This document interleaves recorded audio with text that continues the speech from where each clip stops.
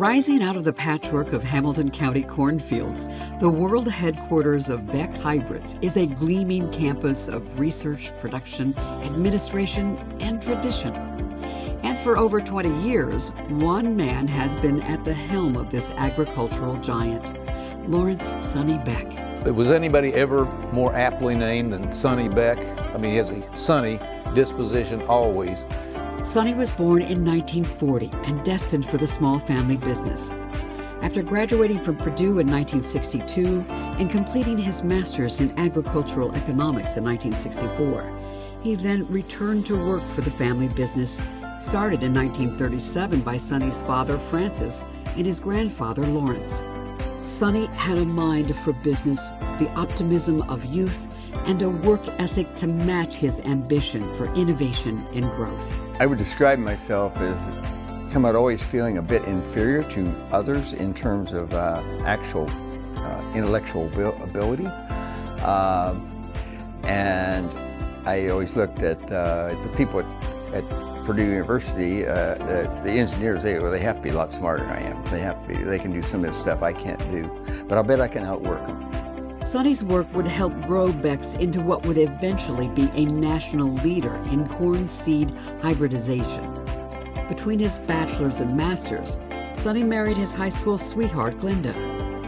Sonny, of course, wanted Beck's to succeed, but he also wanted all corn farmers to be successful. Early on, Beck's hosted ham and bean suppers and shared their knowledge of planting strategies, soil, irrigation, additives, and harvesting with the general public. This evolved into the Practical Farm Research, or PFR, publication, which is released annually.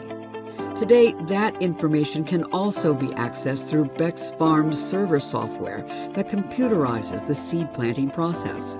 Will we always be selling seed? Boy, I hope so. But if not, we're helping farmers succeed. And he sees not just the, not just the sense of community that comes from sharing that as openly as they do, but also the business advantage. And it's a potent formula.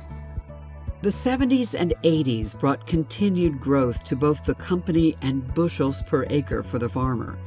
New facilities, techniques, equipment, and the fourth generation of Beck's joining the family business had the company firing on all cylinders. I think those components make up for a healthy family business, an environment where the kids recognize that there's opportunity here. And it's not all birthright.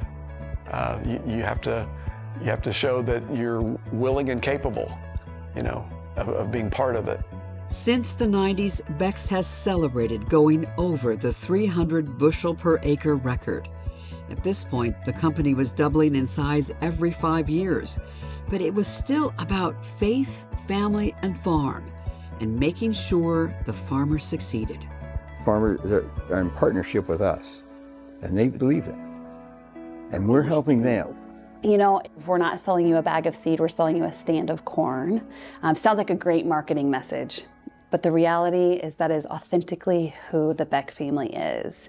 Today, Beck's Hybrids is the largest family-owned seed company and the third largest seed brand in the United States.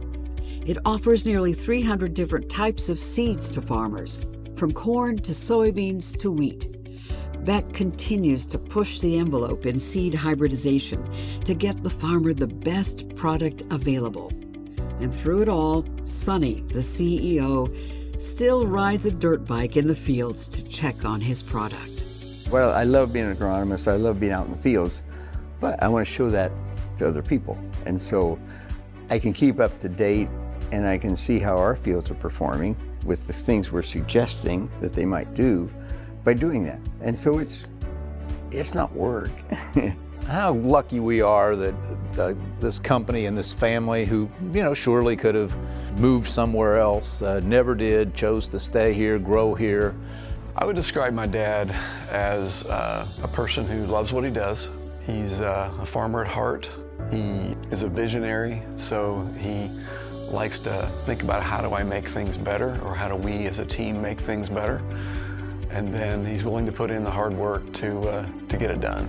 He's very charismatic and engaging and genuinely is vested in the interest of each person that the good Lord puts in his life. He's an opportunist, so he looks for ways to make the impossible come to life. You just need to keep thinking ahead, and you need to dream. I sit in my pickup truck on weekends and dream about where the next building might be and what it might look like and whether we need it or not. It's just something I enjoy doing. I mean, I would rather do that than go watch a movie. But I love doing it.